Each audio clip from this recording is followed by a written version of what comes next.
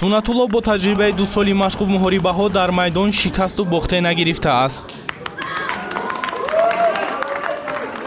Ман дар ҳамин 2 сол дар 12 мусобиқа иштирок кардам. Ҷои дуюм надорам ва ман ҳама вақт ҷои аввалро гирифтам. Ман бо устодам бар мусобиқаи ҷумҳурии Ӯзбекистон рафтам.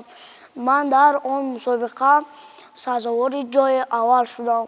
Ман мехоҳам, ки дар чандин мусобиқаҳо иштирок карда ва парчами ҷумҳурии Тоҷикистон намонро баланд бардорам.